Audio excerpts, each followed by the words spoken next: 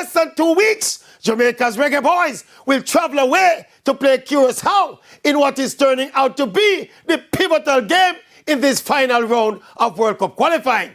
Based on all the pre-final round rhetoric, this Curaçao team was supposed to be this mini giant, or potentially the toughest or trickiest team in the group. My thinking remains though, none of these little teams supposed to worry Jamaica home or away in this cakewalk to the World Cup.